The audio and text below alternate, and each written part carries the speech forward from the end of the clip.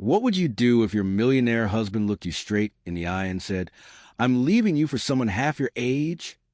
Has someone you trusted completely ever shattered your world with a single sentence?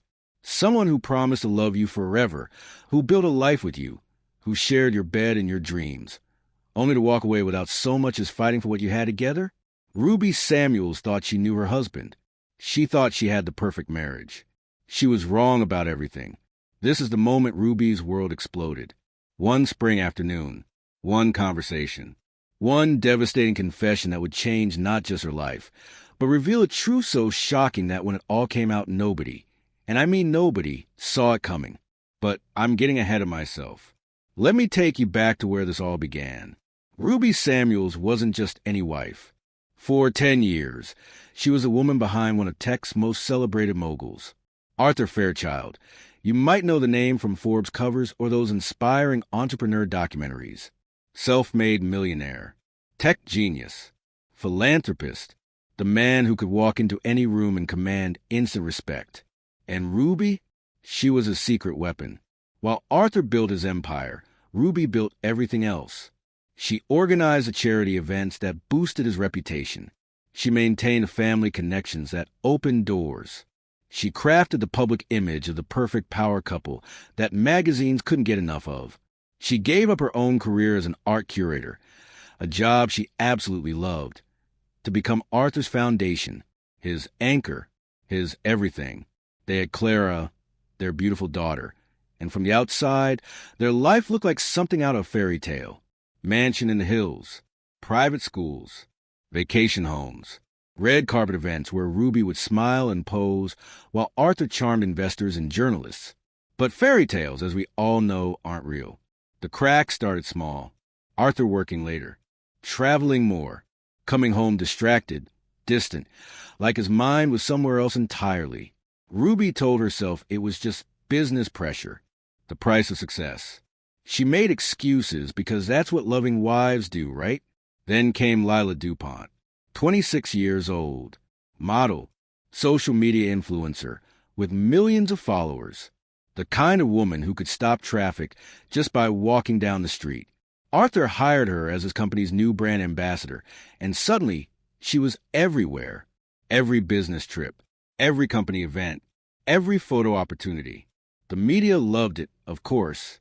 Tech mogul's stunning new partner. Arthur Fairchild and model make perfect business match. The speculation was relentless, and Ruby felt it like a knife twisting deeper every single day. But she stayed quiet. She trusted her husband. She believed in their marriage. Until that spring afternoon, when trust became the cruelest joke of all. Arthur walked into their kitchen, the same kitchen where they'd shared morning coffee for a decade, where Clara had taken her first steps, where they'd planned their future together. His hands were shaking, actually shaking. "Ruby, we need to talk." Those 5 words. Every married person knows exactly what those 5 words mean. "I'm leaving," he said, his voice barely above a whisper. "For Lila, I'm sorry." No explanation. No attempt to work things out. No acknowledgement of the 10 years they built together or the daughter sleeping upstairs who still believed her daddy was a hero. Just, "I'm sorry," and the sound of suitcases rolling across marble floors. Within hours, Arthur Fairchild and Lila DuPont were front-page news, photographed together leaving the city's most exclusive restaurant. Arthur's wedding ring already gone. If you've ever felt your world collapse in a single moment, hit that like button. And I need you to stay until the end of this story because what happens next will completely change how you see betrayal, forgiveness, and the incredible power of a woman who refuses to stay broken. Because Ruby Samuels was about to discover something that would shock everyone, including herself. Let me take you back to where it all started. Back when Ruby believed she was living the dream. 12 years ago, Ruby Samuels was somebody, not just Arthur's wife. She was Ruby Samuels, the art curator who could spot talent before anyone else knew it existed. She had her own gallery connections, her own reputation, her own identity that had nothing to do with anyone else's success. She was building something beautiful. But love changes everything, doesn't it? When Arthur proposed, he painted a vision of their future together. A partnership, a team, Two ambitious people building an empire side by side. We'll conquer the world together, he told her, down on one knee in front of her favorite painting at the Met. You handle the culture, I'll handle the business. We'll be unstoppable. She said yes because she believed him. She believed in them. The first sacrifice seemed small. Arthur's company was taking off, and he needed her support during those crucial early years. Just temporarily step back from the gallery scene, just until things stabilized. Once we're established, you can go back to curating, he promised. We'll even buy our own gallery. Temporarily turned into permanently, so gradually she barely noticed it happening. Year 1. Ruby became Arthur's unofficial PR manager, networking at industry events, making the connections that would become million-dollar partnerships. Year 2. She was organizing his calendar, managing his image, becoming the polished wife that investors' wives wanted to have lunch with. Year 3. Clara was born, and Ruby's world shifted completely. Every ounce of her attention went to building the perfect family that would support Arthur's growing empire. And she was good at it. Brilliant. Even Ruby had a gift for reading people, for knowing exactly what to say to make million-dollar deals happen over dinner conversations. She could transform a boring corporate event into the kind of gathering that made headlines for all the right reasons. Arthur's success became her success. For years, it felt like winning, but success has a price, and Ruby was the one paying it. Arthur's late nights became later. His business trips became longer. The conversations that used to last for hours became 20-minute check-ins between meetings. Clara started asking why Daddy missed the recitals. Ruby started eating dinner alone more often than not. It's temporary, Arthur would say when she brought it up. Once this merger goes through, after we close the Tokyo deal, when the IPO settles, there was always something more important than being present. Ruby convinced herself this was normal. Successful marriages required sacrifice. She was investing in their future. Supporting her husband's dreams meant sometimes putting her own needs second. Besides, look at what they'd built together. The foundation was thriving. Clara was thriving. Arthur was being featured on magazine covers as one of the most innovative minds in tech. This was what success looked like, right? His recognition became her validation. Then Lila DuPont entered their lives. Arthur announced it casually over breakfast one Tuesday morning. We're hiring a new brand ambassador, someone with serious social media reach who can help us connect with younger demographics. Ruby barely looked up from Clara's school permission slip. Brand ambassadors came and went. It was just business. Her name's Lila DuPont. Model, influencer, about 26. Has something like 3 million Instagram followers. Still, Ruby didn't think much of it until she saw the photos. Lila wasn't just beautiful. She was magnetic. The kind of woman who could wear a simple white t-shirt and make it look like haute couture. But what bothered Ruby wasn't Lila's looks. It was Arthur's reaction to them. She's perfect for the campaign, he kept saying. Exactly the image we need. Perfect. When was the last time Arthur had called Ruby perfect? The business trips started including Lila. Company events suddenly became essential for the brand ambassador to attend. Arthur's late nights at the office coincided perfectly with Lila's availability for strategy sessions. The media noticed immediately. Of course they did. Arthur Fairchild's stunning business partner. Tech mogul and model, a perfect professional match. The dynamic duo taking Silicon Valley by storm. Ruby watched from the sidelines as her husband and another woman dominated headlines that used to feature their marriage. But she stayed quiet. She trusted Arthur. She believed in their marriage. Even when doubt crept in during those long, lonely nights when he was traveling with his brand ambassador. Even when Clara asked why Mommy looked sad all the time. Even when her friends started giving her those pitying looks that said they knew something she didn't want to admit. Ruby convinced herself it was all in her head. Until that spring afternoon proved her worst fears weren't fears at all. They were facts. The kitchen had always been Ruby's favorite room in the house. Floor-to-ceiling windows facing east. Morning light streaming across the marble countertops where she and Arthur used to share coffee and plan their days. It's funny how the most beautiful spaces can become the setting for your ugliest moments.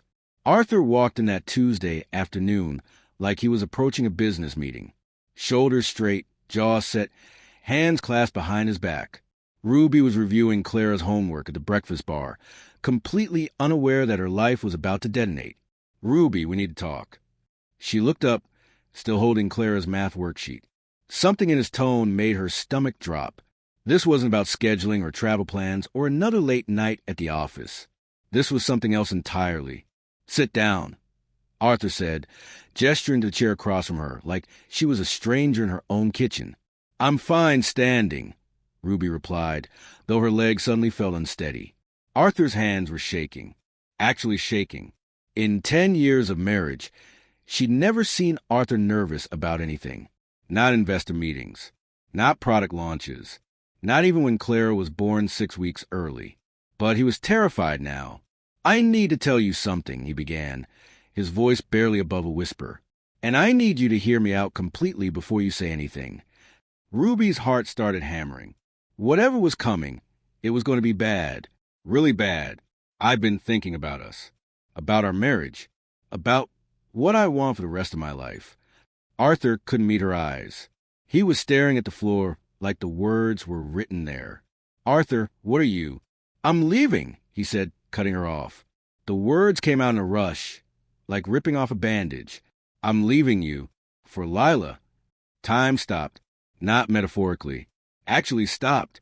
Ruby could hear the grandfather clock ticking in the hallway. Could hear Clara's music playing upstairs. Could hear her own heartbeat thundering in her ears. But she couldn't move. Couldn't speak. Couldn't process what she'd just heard.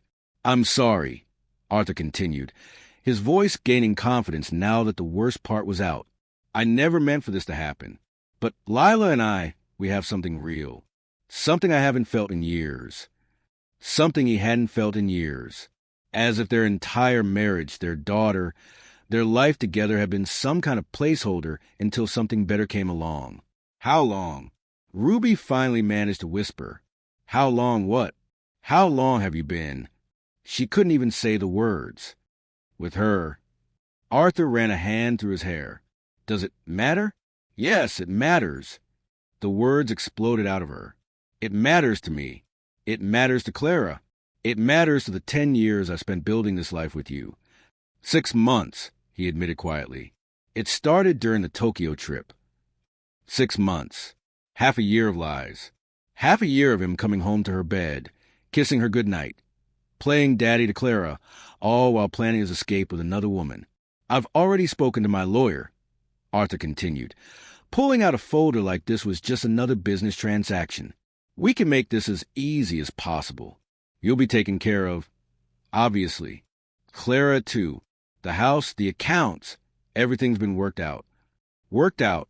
He'd been planning this for months, calculating the financial cost of destroying their family, like it was a quarterly budget review. Ruby stared at the folder in his hands. Everything reduced to legal documents and asset division. "Is that supposed to make me feel better?" she asked. "That you've already divided up our life?" "Ruby, please. I know this is hard, but..." "Hard." She stood up so fast her chair fell backward. "Hard is working late. Hard is missing a school play. This is devastation. Arthur, this is betrayal." Upstairs, Clara's bedroom door opened. "Mommy? Daddy? Why are you yelling?" Both parents froze. Their 8-year-old daughter stood at the top of the stairs in her school uniform, backpack still on her shoulders, completely unaware that her world was about to change forever. "Everything's fine, sweetheart," Ruby called up, her voice artificially bright. "Daddy and I are just talking. Go start your homework." Clara disappeared back into her room, and the silence returned. But everything had changed. This wasn't just about Ruby and Arthur anymore. This was about a little girl who worshipped her father and had no idea he was about to walk out of her life for a woman who was barely older than her babysitter. "I'll explain everything to Clara," Arthur said quietly, "when the time is right." When the time was right. As if there was ever a right time to tell your child that daddy chose someone else.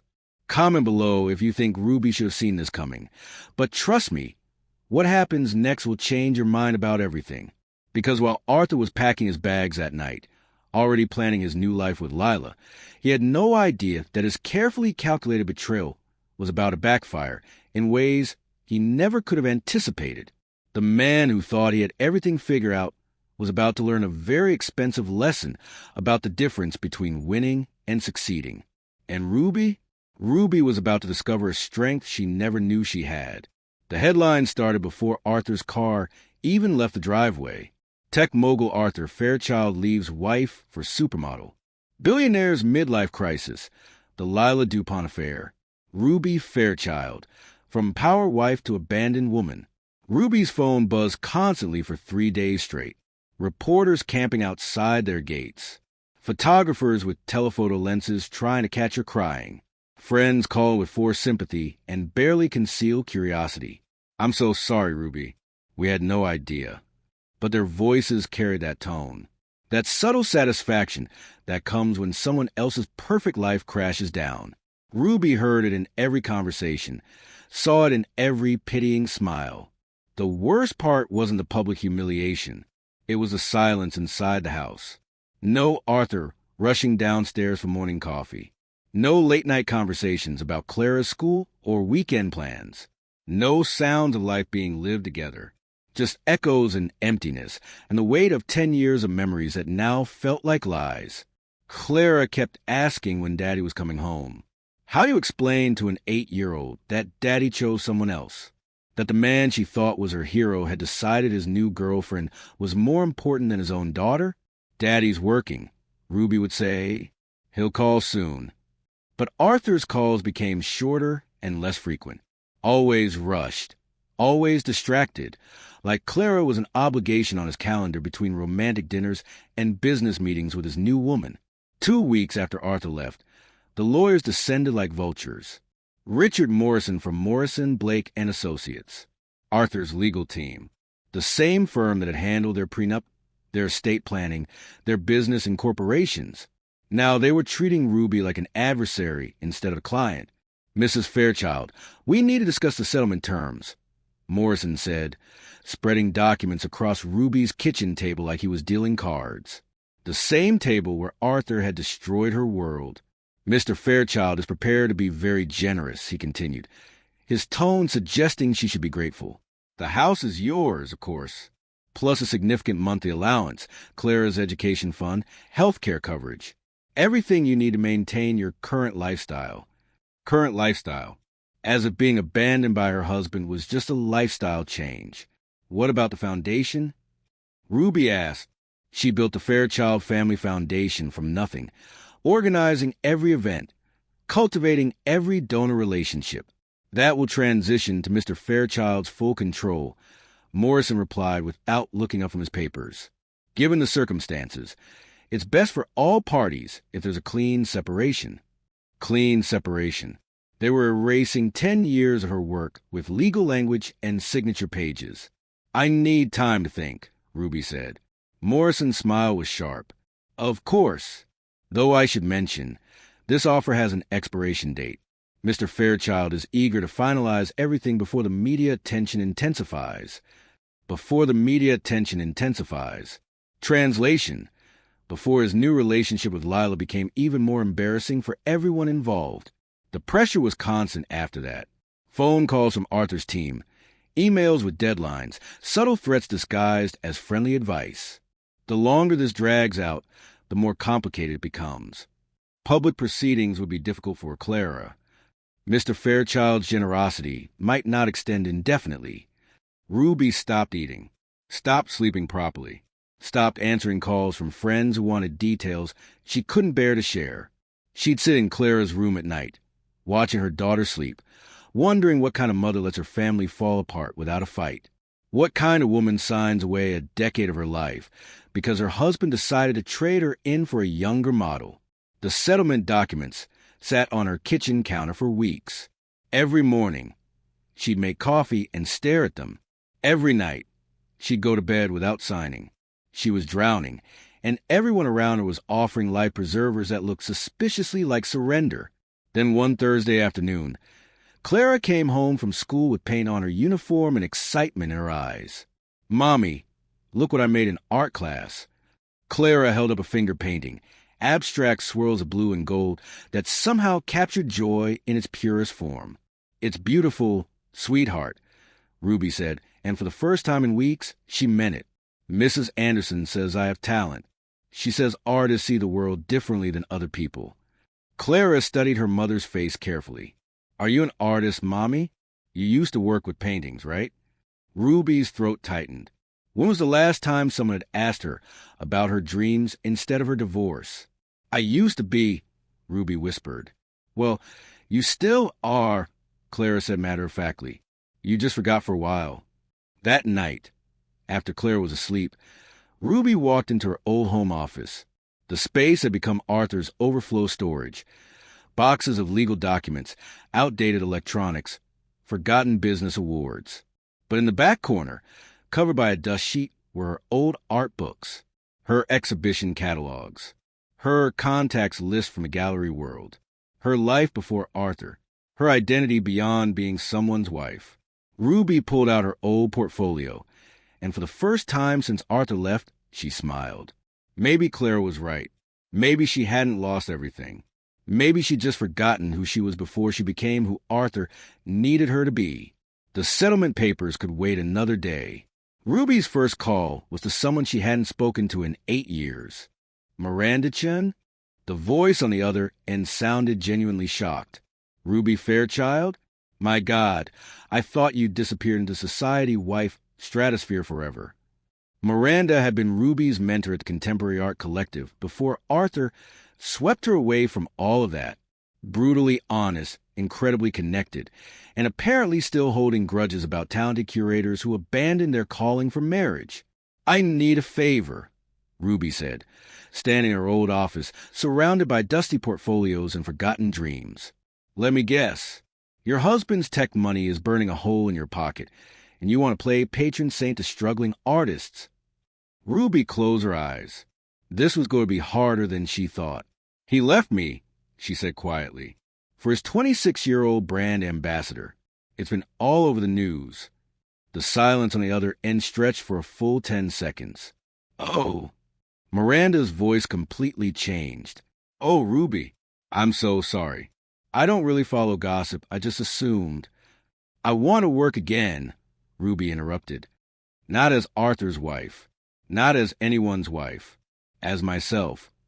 Miranda was quiet for a moment. Then, "What did you have in mind?" "Something small. A pop-up show, maybe, just to test waters." "How small are we talking?" 3 pieces. Ruby said, "Local artists. Community venue. Nothing fancy." Miranda laughed. "Ruby Fairchild wants to curate 3 paintings in a community center? The woman who used to organize exhibitions for the Met's Donor Circle?" "I'm not that woman anymore," Ruby said. "I'm not sure who I am, actually, but I want to find out." Miranda agreed to help, and within 2 weeks, Ruby had her first show. 3 paintings. A converted warehouse space in the Arts District. 47 people in attendance, most of them friends of the artist rather than serious collectors. It should have felt like failure compared to the lavish gallery openings she used to orchestrate. Instead, it felt like coming alive again. This piece explores the intersection of digital isolation and human connection. Ruby explained to a young couple studying Marcus Rivera's abstract digital painting. "Notice how the pixels seem to dissolve at the edges, suggesting that our online selves are less solid than we think." The couple nodded, genuinely interested. They bought the piece for $1,500. Ruby's first commission in 8 years. She almost cried right there in the gallery. Clara was there too, wearing her best dress and carrying a small notebook where she wrote down important art things like the names of the artists and the titles of their work. "I'm proud of you, Mommy," Clara whispered during the opening reception. "You look happy again." Happy. Ruby realized she'd forgotten what that felt like. The show was modest by any reasonable standard, but word spread in the tight-knit local art community. Ruby Fairchild wasn't just Arthur's ex-wife trying to stay relevant. She had a real eye for emerging talent. A month later, she curated a second show. 5 pieces this time, in a slightly larger venue. More visitors, more sales, more artists wanted to work with her. Then a third show, then a fourth. Each one grew organically. Ruby wasn't trying to recreate her old life or compete with major galleries. She was building something entirely new, one artist and one exhibition at a time. Meanwhile, across town, Arthur's new life wasn't quite the fairy tale social media suggested. Lila's Instagram posts had become less frequent and more cryptic. Sometimes the price of getting what you want is losing who you are. Not everything that glitters is gold. Business associates started mentioning that Arthur seemed distracted during meetings, stressed, quick to anger over minor details. The tech blogs that used to celebrate his innovative vision were now running pieces about leadership instability and concerning behavior patterns at Fairchild Industries. Ruby heard the rumors. Of course, the art world overlapped with the business world more than people realized. Gallery donors talked to venture capitalists. Museum board members played golf with tech executives. But she was too busy rebuilding her own life to pay much attention to her ex-husband's problems. She had artists to discover, exhibitions to plan, a daughter to raise, and most importantly, a self to rediscover. 6 months after Arthur walked out, Ruby curated her biggest show yet. 12 pieces, established gallery space, opening night attendance over 200 people. Standing in that gallery, watching people respond to art she selected and championed, Ruby felt something she hadn't experienced in years. Power. Not the borrowed power of being someone's wife, but the real power that comes from doing work you're genuinely good at. She was just starting to believe in herself again when her phone rang with the most unexpected call of her life. Mrs. Fairchild? This is Jessica Martinez from creative artist managing Ruby's newfound confidence suddenly felt very fragile indeed. Ruby stared at her phone for a full minute after Jessica Martinez hung up. Lila DuPont wanted to meet. The woman who had destroyed her marriage, stolen her husband, and turned her life into tabloid entertainment wanted to sit down for coffee like they were old friends catching up. Ruby's first instinct was to delete the message and pretend it never happened. Her second instinct was to show up with a photographer and return some of the public humiliation she'd endured. But something in Jessica's voice had sounded different, urgent, almost desperate. What do you think she wants? Clara asked over breakfast the next morning. Ruby had explained the situation in age-appropriate terms. The woman Daddy was dating wanted to talk. I honestly have no idea, sweetheart. Maybe she wants to apologize, Clara said with 8-year-old optimism. Ruby doubted that. In her experience, people who destroyed families rarely felt sorry about it afterward. But curiosity won over caution, and Ruby agreed to meet at Café Luna, a quiet spot downtown, where they were unlikely to be photographed together. She expected to see the confident social media goddess from all those magazine covers, the woman who could make a simple business lunch look like a fashion shoot. Instead, she found Lila DuPont looking surprisingly ordinary. No professional makeup, no designer outfit, no Instagram-perfect lighting. Just a young woman in jeans and a sweater, dark circles under her eyes, nervously stirring a coffee that had probably gone cold 20 minutes ago. "Thank you for coming," Lila said as Ruby sat down. "I wasn't sure you would." "I wasn't sure I would either," Ruby replied honestly. "What do you want, Lila?" Lila took a shaky breath. "I want to apologize. And I want to warn you." "Warn me about what?" "About Arthur. About who he really is when the cameras aren't rolling." Ruby felt her defenses rising. "You're going to warn me about my own ex-husband?" "Yes," Lila said firmly. "Because I don't think you know what you escaped." For the next 20 minutes, Lila painted a picture of Arthur that Ruby had never seen. Controlling, manipulative, obsessed with image management above all else. "He doesn't love me," Lila said quietly. "He loves the idea of me. The way I look on his arm at events. The way I make him appear successful and desirable to other men."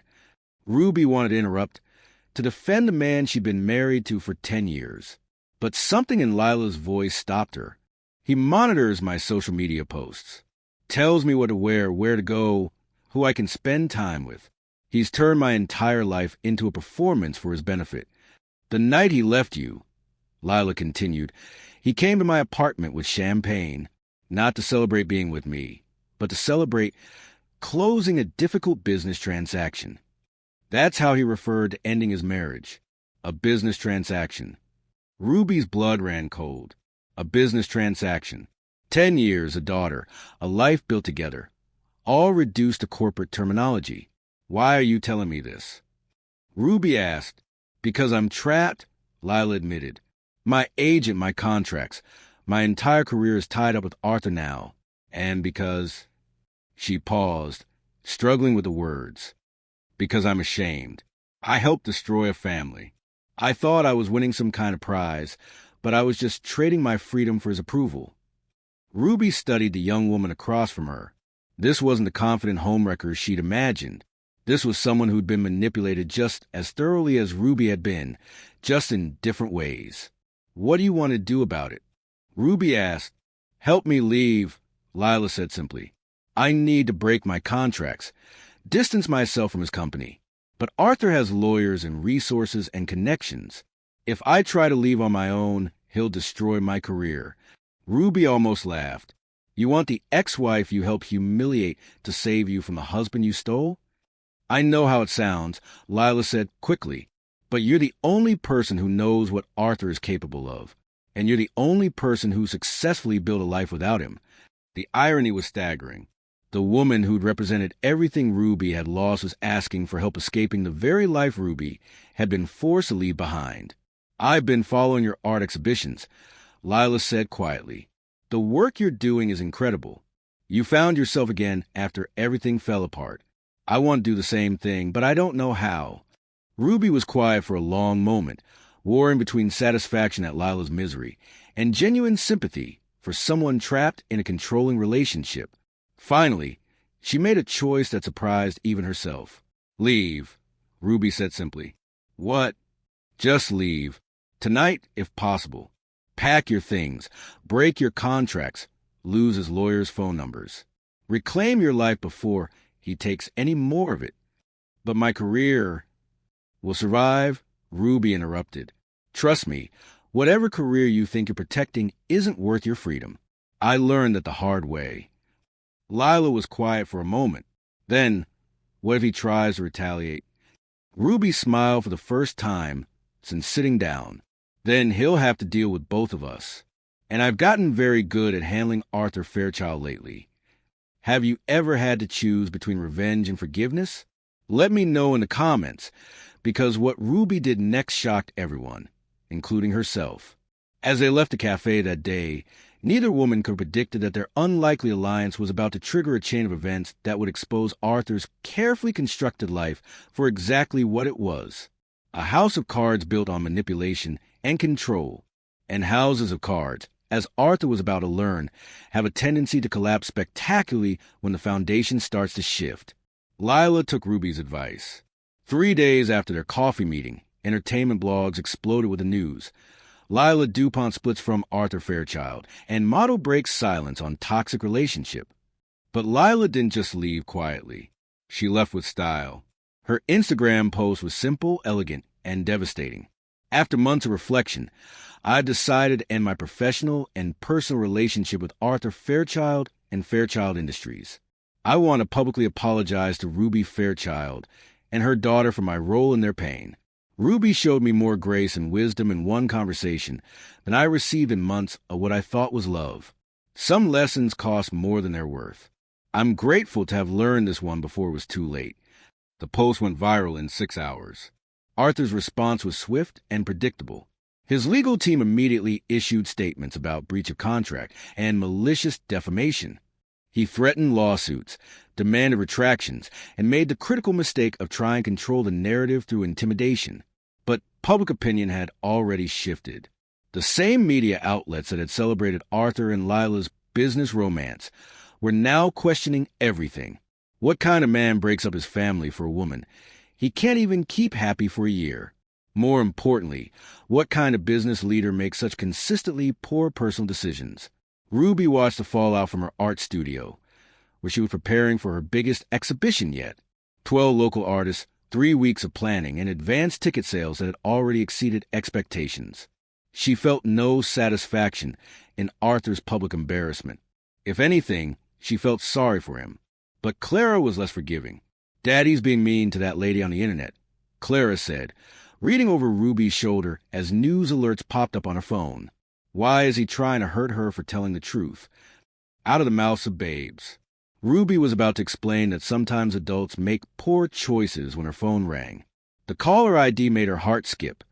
Investigative reporter, Financial Times. Mrs. Fairchild? This is David Chun from the Financial Times. I'm working on a story about Fairchild Industries, and I was wondering if you'd be willing to comment.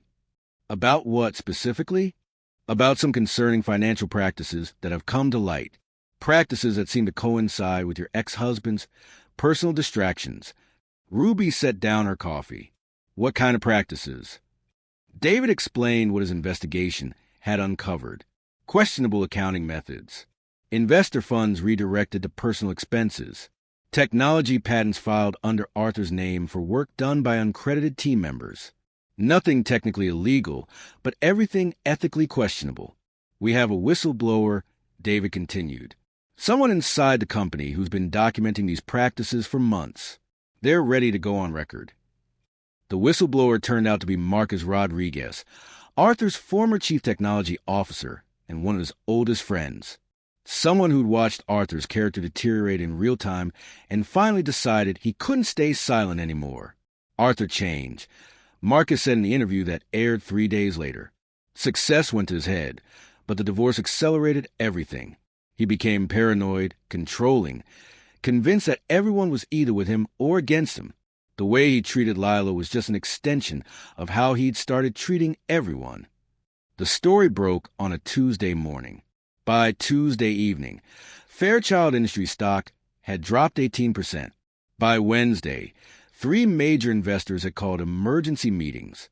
By Thursday, Arthur was facing a board review that could result in his removal as CEO of his own company. Ruby learned about Arthur's professional collapse the same way everyone else did, from social media and news alerts. She was hanging paintings for her exhibition when her phone started buzzing with interview requests. Everyone wanted to know what the ex-wife thought about her former husband's downfall. Ruby's response was shorter and more dignified than anyone expected. Arthur Fairchild was my husband for 10 years and the father of my daughter. While I can't comment on his business practices, I hope he finds the help he clearly needs. My focus remains on my own work and raising our daughter to understand that success without integrity is just failure wearing expensive clothes. The quote was repeated everywhere. Failure wearing expensive clothes became the unofficial summary of Arthur's entire scandal. But Ruby wasn't done surprising people. 2 weeks later, at the opening night of her exhibition, Rising, New Voices in Contemporary Art, Ruby was approached by a journalist from Art and Culture magazine. Mrs. Fairchild, how does it feel to be succeeding in your own right while your ex-husband's career implodes? Ruby looked around the gallery. Every piece had sold. Artists were networking with collectors. Clara was in the corner, sketching the crowd with the intense focus she'd inherited from her mother. I don't see Arthur's problems as my success, Ruby said thoughtfully. My success is helping these artists find their voices. My success is raising a daughter who knows her worth isn't dependent on anyone else's approval. Everything else is just noise. The interview ran with the headline, Ruby Fairchild, Grace Under Fire. But the real headline came a month later when Arthur, facing mounting legal pressure and a board revolt, attempted to reach out to the 2 women he'd tried so hard to control. The messages were pathetic. Apologies mixed with justifications. Attempts to blame his behavior on stress, on business pressure, on anything except his own choices. Ruby showed Clara the text from her father asking to work things out and be a family again. Clara's response was swift and clear. Tell him I'm busy. I'm learning to paint like Mommy.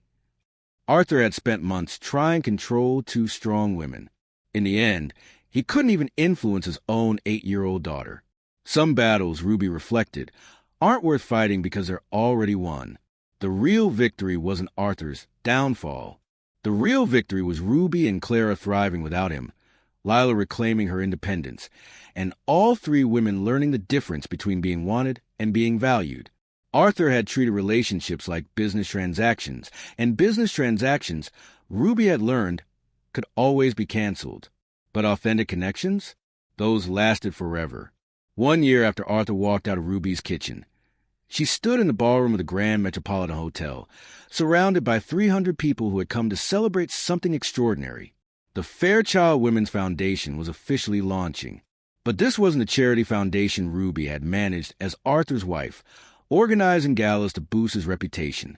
This was something entirely different, something that belonged completely to her. A year ago, Ruby began her speech, I thought my life was over. I thought my identity was so tied to being someone's wife that without that role, I would simply disappear. The audience was completely silent, hanging on every word. I was wrong. What I thought was my ending was actually my beginning. The foundation's mission was simple but revolutionary, supporting women who were rebuilding their lives after public betrayal, divorce, or personal scandal. Women who had lost their identities and relationships and needed help rediscovering who they were underneath all the roles they'd played for other people. Ruby had funded it entirely through her art career. Every exhibition, every sale, every commission had gone toward building something that could help other women avoid the months of despair she'd endured. The twist of my story, Ruby continued, was a revenge. It wasn't watching my ex-husband's career collapse or seeing him lose everything he thought mattered. The twist was discovering that I had never actually lost anything at all. I thought Arthur took my life when he left, but he couldn't take my talent. He couldn't take my intelligence. He couldn't take my ability to connect with people or my eye for recognizing beauty. He couldn't even take my name. I chose to keep it, not because I was clinging to past, but because I realized it belonged to me, not to him. The applause was thunderous. In the audience, Lila DuPont sat at table 12, completely transformed from the woman Ruby had met in that cafe. She'd cut her hair short, traded her model portfolio for a photography degree, and was now documenting stories of women rebuilding their lives after trauma. They'd become unlikely friends over the past year, bonding over shared experiences of manipulation and the hard work of rediscovering authentic identity. The most important person who taught me this lesson, Ruby continued, is sitting right there in the front row. All eyes turned to Clara, now 9 years old, beaming with pride in her best dress. My daughter asked me once why Daddy left, and I realized I didn't have a good answer. Not because the situation was complicated, but because the question itself was wrong. Daddy didn't leave us. Daddy left himself. He walked away from the chance to be part of something real and lasting for something temporary and shallow. Clara never lost her father's love. He chose to stop offering it. But she gained something infinitely more valuable, the knowledge that her worth doesn't depend on anyone else's choices. She learned that abandoned doesn't mean abandoned by love. It means freed from someone else's limitations. Ruby paused, looking directly at her daughter. Some people see my ex-husband's professional downfall as justice or karma. I see it differently. I see it as an inevitable result of treating relationships like business transactions and people like assets to be managed. When you reduce human connection to profit and loss, you eventually discover that love can't be leveraged and authenticity can't be acquired. The real twist, Ruby explained, wasn't that Arthur lost everything. The real twist was that Ruby had never lost anything that actually mattered. Her creativity? Still there. Her intelligence? Sharper than ever. Her capacity for love? Deeper and more authentic, without the performance of being the perfect wife. Arthur thought he was trading up, Ruby said, her voice filled with genuine compassion rather than bitterness. He thought Lila was a better model of what a successful man deserved. But success isn't about collecting beautiful things or impressive titles. Success is about growing into the person you're meant to be and helping others do the same. The Foundation's first initiative was launching the next month. After the Storm, an exhibition featuring artwork created by women rebuilding their lives after major transitions. Every piece would be created by women who had lost their identities and relationships and found them again through creative expression. Ruby had already pre-sold every piece in the show. If Ruby's story has taught you anything tonight, Ruby concluded, let it be this. You are not who someone else says you are. You are not diminished by someone else's inability to see your worth.